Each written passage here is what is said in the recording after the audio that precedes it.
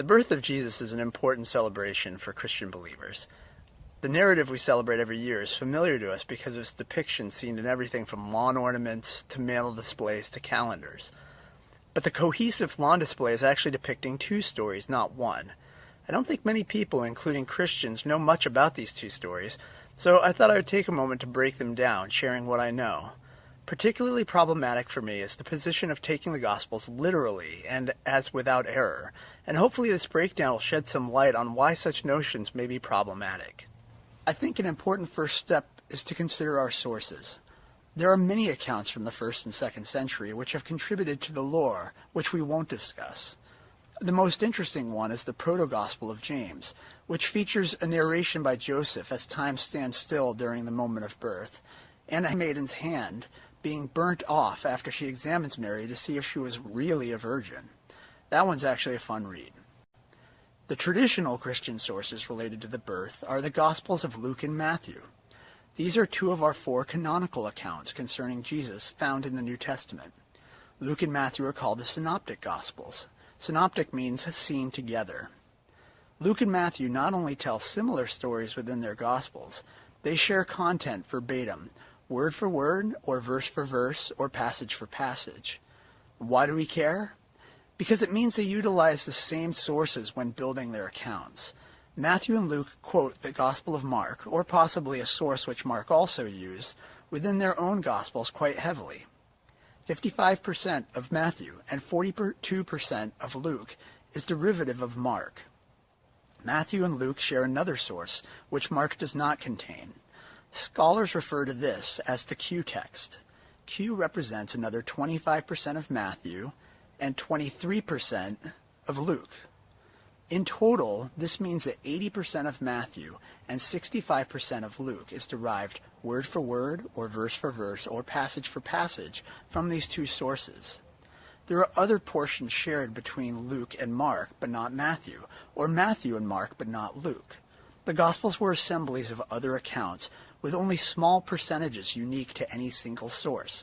And given how many first-century accounts are lost, they likely shared these unique traditions with other long-lost passages. The passages within the shared material generally contain the miracles, exorcisms, teachings, and Jesus' last days. The portions where they are unique are generally represented by the narrative of the empty tomb, the resurrection, and the birth narratives. It's worth noting that neither Mark nor Q contain a birth narrative, and given that our earliest and most complete manuscripts of Mark do not contain the resurrection, neither contain a resurrection narrative. So the question is, when they don't collaborate with similar sources, do they corroborate each other sufficiently to provide multiple attestations to events garnering support for being considered as historical? You should consider what type of witness testimony you would want in a trial, and the criteria by which you would consider those accounts. So let's go ahead and start with Luke chapter 2. Now, in those days a decree went out from Caesar Augustus that a census be taken of all the inhabited earth. This was the first census taken while Quirinius was the governor of Syria, and everyone was on his way to register for the census, each to his own city. Joseph also went up from Galilee, from the city of Nazareth to Judea, to the city of David, which is called Bethlehem, because he was of the house and family of David, in order to register along with Mary, who was engaged to him and was with child. Now, at this point in history, Israel's divided into 2 kingdoms under Roman rule, the northern kingdom of Israel and the southern kingdom of Judea. Joseph and Mary are living in a town in Galilee, in the north, called Nazareth.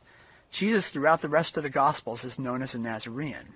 Within Matthew, Mark, and Luke, his ministry is run out of Capernaum, and he remains in the Galilean countryside until he goes to Jerusalem in the southern kingdom of Judea in his final days. Why is it important that Jesus is born in Bethlehem? Because that is where our prophecy states the Messiah will be born. Outside of the birth narratives, there is no mention of Jesus being born in Bethlehem. Now, in this passage, Caesar Augustus is taking a census of the inhabited earth, requiring everyone to return to their ancestral home. I see a few issues here which are, at the very least, worthy of scrutiny. A census of the inhabited earth seems unlikely, but we'll assume the author is writing in the 1st century and intends the Roman Empire. The Roman Empire was enormous at this point, and we actually have a lot of historical data on Roman censuses and practices surrounding them. Joseph returns to the home of his ancestor David. King David represents his ancestor from 1,000 years before. This too seems far-fetched. Was everyone in the empire to return to the home of their ancestors from 1,000 years before? The practice in every Roman census we have on record was for the census takers to do the traveling, not the census participants. Can you imagine a census where everyone in the empire, or even just in Israel, were required to return to their ancestral home? It doesn't seem likely. The last issue is a historical one. We have good records for Quirinius' first census, and it occurred in 6 AD. We know this because Quirinius became the governor of Syria following the exile of Herod Archelaus, and a census was taken which spawned an uprising by Judas of Galilee. Josephus records the census as an accounting of the money and property following Archelaus' exile. So why is a date of 6 AD problematic? In Matthew chapter 2, Jesus is born before the death of Herod the Great, whom we know died in 4 BC. Beyond Quirinius' specific census, there is no census anywhere near 4 BC in the Roman Empire. Further, Herod the Great's death is what put Herod Archelaus in power, and Herod Archelaus then has to be exiled for Quirinius to be put in power as the governor of Syria. I find this problematic in taking the account as historically accurate, but I feel there are other inconsistencies more accessible which will render this a moot point. Luke continues with Jesus being born in a manger with no room in the inn. Some shepherds have a revelation from an angel of the birth of the Messiah. They are told Jesus was born in the city of David and decide to head straight for Bethlehem. They arrive and tell Mary what had been said to them. She ponders it, they head back, and from this point we are given some handholds by which to establish a timeline. Luke continues in verse 21. And when 8 days had passed before his circumcision, his name was then called Jesus, the name given by the angel before he was conceived in the womb. And when the days for their purification according to the law of Moses were completed, they brought him up to Jerusalem to present him to the Lord. As it is written in the law of the Lord, every firstborn male that opens the womb shall be called holy to the Lord, and to offer a sacrifice according to what was said in the law of the Lord, a pair of turtle doves or 2 young pigeons. Now the laws regarding childbirth are laid out clearly in Leviticus chapter 12, and fortunately they are very specific. They read, "When a woman gives birth and bears a male child, then she shall be unclean for 7 days. As in the days of her menstruation she shall be unclean. On the 8th day the flesh of his foreskin shall be circumcised, and she shall remain in the blood of her purification for 33 days. And then it goes on to speak specifically to the sacrifice, stating, "But if she cannot afford a lamb, then she shall take 2 turtle doves or 2 young pigeons, the one for a burnt offering and the other for a sin offering. And the priest shall make atonement for her, and she will be clean." Now in Luke, this would mean there are 40 days between Jesus' birth and the sacrifice at the temple in Jerusalem. Joseph sacrifices 2 doves, showing their lower stature. Luke continues with the account of the 2 conversations at the temple, one with an elder man, Simeon, and the other with a temple servant named Anna, and then concludes chapter 2 in verse 39. When they had performed everything according to the law of the Lord, they returned to Galilee, to their own city of Nazareth. To reiterate Luke's account, Joseph and Mary traveled to Bethlehem from Nazareth because of a census. Jesus is born there. There are 40 days until the ritual sacrifice, and then at that point they returned to Galilee, quote, when they had performed everything according to the law, end quote. This timeline and the events laid out are important when comparing this account with the Matthean account. Let's now take a look at the account in Matthew. Chapter 1 contains the genealogy of Jesus and a brief narration of Joseph having the virgin birth revealed to him in a dream, and the actual birth of Jesus. There is no mention of location, nor of travel. Matthew chapter 2 begins with, "Now after Jesus was born in Bethlehem of Judea in the days of Herod the king." I want to stop there and make note of a few things. Nazareth is not mentioned, and our story begins in Bethlehem. This will be something I'll want to touch on later, so just make a mental note. This verse also makes note of Herod the king. Herod the Great plays a significant role in this narrative. He is not to be confused with his sons, Herod Archelaus or Herod Antipas. Herod the Great is the client king over both the northern and southern kingdoms, and upon his death, they're divided by the Romans amongst his three sons, Philip being the third. The reason this is important is because Luke dates his narrative to the governorship and census of Quirinius, who is installed upon the exile of Herod's son, Herod Archelaus, in 6 AD. Herod the Great dies in 4 BC, a difference of 10 years. If Matthew says that Jesus' birth was in the days of King Herod and features him as a main character after the birth, and in Luke, the census of Quirinius, which we know from the histories of Josephus, is ongoing before Jesus' birth, then they both can't be right. This is far and away the dominant view among historians. Considering we are not historians, let's consider this claim of Luke being provisionally plausible while evaluating the rest of the text. I find it compelling, but I think we will find it's a moot point. Matthew goes on to say, "Magi from the east arrived in Jerusalem, saying, 'Where is he who has been born King of the Jews? For we saw his star in the east, and we have come to worship him.' When Herod the king heard this, he was troubled, and all of Jerusalem with him. Gathering all the chief priests and scribes of the people, he inquired of them where the Messiah was to be born." Then they cite the prophecy, and Matthew continues, "Then Herod secretly called the Magi and determined from them the exact time the star appeared. And he sent them to Bethlehem and said, 'Go and search carefully for the child, and when you have found him, report to me, so that I too may come and worship him.'" Just because I think people blur them together, I want to make a note that the Magi in Matthew are different from the shepherds in Luke. It's not a big deal, but I think people tend to conflate them. The Magi come asking where the King of the Jews has been born, saying they saw a star. In the portion of this story, Herod and all of Jerusalem are troubled by these Magi coming to ask, "Where is he who has been born King of the Jews?" Magi from another country show up looking for a King of the Jews, and all of Jerusalem is concerned. Herod is concerned to a point where he gathers all of his priests and scribes to ask where.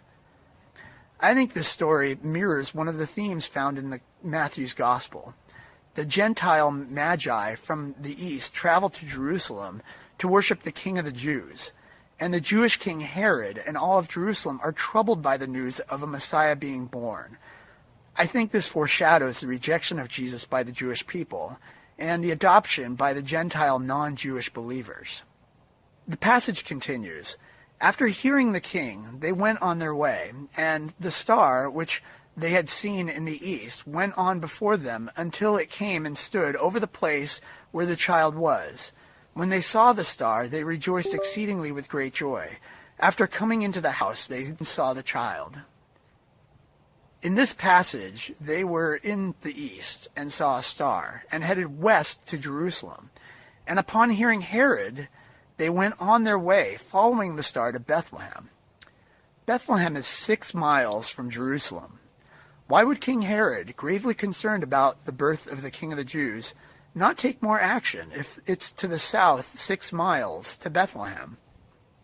Further, if all of Jerusalem is troubled by this, where's the corresponding response? We will see that Herod is willing to take extreme action to prevent this. In regards to the star, I'm not looking to argue over miracles, but I have a few observations.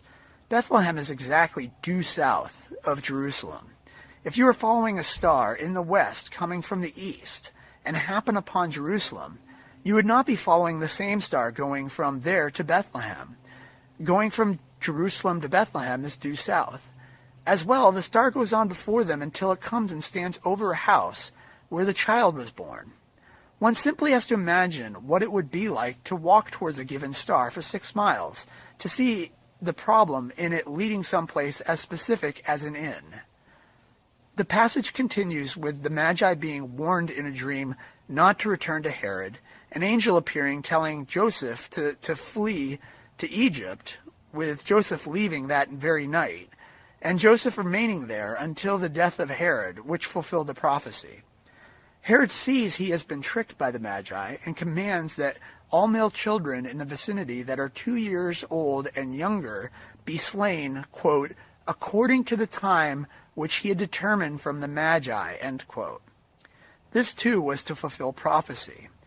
The account finishes in verse 19, "But when Herod died, behold, an angel of the Lord appeared in a dream to Joseph in Egypt and said, 'Get up, take the child and his mother, and go into the land of Israel, for those who sought the child's life are dead.' So Joseph got up and took the child and his mother and came into the land of Israel."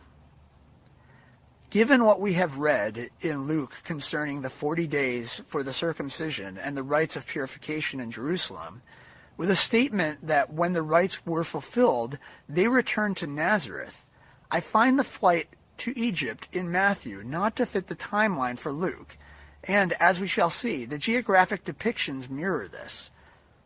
Luke would have omitted a story not only with major implications and interest, but with prophetic value. There is no mention of Herod, of lives being at risk, or of a flight to Egypt with death sentences to all children under the age of 2. Despite having a thorough record of Herod's atrocities, there is no such record in any of the histories. Now, it is conservatively 100 miles to Egypt as the crow flies, involving both a newborn and a recovering mother. The family is then said to wait there until the death of Herod. That would constitute a trip of 200 to 300 miles by first century travel, with added time for the period to Herod's death. That would seem to prohibit inserting this flight before the purification of rites in Jerusalem in that 40-day window. That would mean that the family would have had to go after the rites of purification, but there are a few problems with this. In Luke's Gospel it says, once they fulfilled all the law required of them in Jerusalem at the temple, that they went back to Nazareth, and makes no mention of a major trip to Egypt, nor of a trip to Bethlehem, again not having mentioned anything regarding a threat to their lives, nor a mention of Herod the Great. In Matthew it says the Magi were warned by God in a dream not to return to Herod in Jerusalem, and that when they had gone, the angel appeared to Joseph in a dream and told him to take the child to Egypt, and that he did so while it was still night. They clearly didn't leave before the Magi. Are we to think the Magi left after being warned, and 40 days later Joseph was in Jerusalem, and then had the dream and went to Egypt for some time under a threat of death, despite neither author mentioning the travel or areas in question, and one author clearly saying they left for Nazareth after all the rites were fulfilled?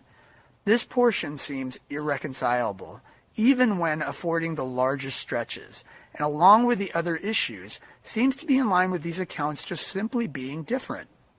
Now, Herod, upon learning of the Magi not coming back just 6 miles away, orders the killing of males 2 years old and younger, quote, according to the time which he had determined from the Magi, end quote. For a birth happening 6 miles to the south, and the Magi on the road following a star and reporting to Herod the first time it appeared, how does Herod figure anywhere near 2 years old and younger? Was this to suggest that for somewhere between 1 to 2 years, Herod was unaware the Magi would return from the city 6 miles to the south to report? Or would this suggest the Magi were on the road for some time before the birth for nearly 2 years? The account continues, but when he heard that Archelaus was reigning over Judea in place of his father Herod, He was afraid to go there. Then, after being warned by God in a dream, he left for regions of Galilee and came and lived in a city called Nazareth. This was to fulfill what was spoken through the prophets. He shall be called a Nazarene. Here again we have Archelaus reigning after Herod's death in Matthew, while in Luke, the census of Quirinius, successor of Archelaus, has taken place. The last portion wraps up the account and goes toward one of my first points. The passage says that Joseph and Mary were to return to Bethlehem in the southern kingdom of Judea, but that because Herod the Great's son, Archelaus, was given control over that area, they chose to leave for Galilee and lived in a city called Nazareth. The author placed Joseph and Mary's residence as Bethlehem, and that once they are afraid for their lives, they chose to live in Nazareth of Galilee. This is in contrast to Luke, where they lived in Nazareth and go to Bethlehem due to a census, and then return to Nazareth after a trip to Jerusalem. In summary, outside of Joseph and Mary having a child named Jesus in Bethlehem and eventually residing in Nazareth, the two accounts are different in almost every respect. In Luke, you have a massive census under Quirinius, a trip from Nazareth to Bethlehem, a birth in a manger with shepherds in attendance, a following of the law and a sacrifice in Jerusalem, and a return to Nazareth. In Matthew, you have a birth with no mention of an inn or manger in Bethlehem, a visitation by Magi, a death threat from the King Herod within the context of a massacre of children, a flight to Egypt, and a waiting for the king to die, and a return avoiding life in Judea and heading to Nazareth.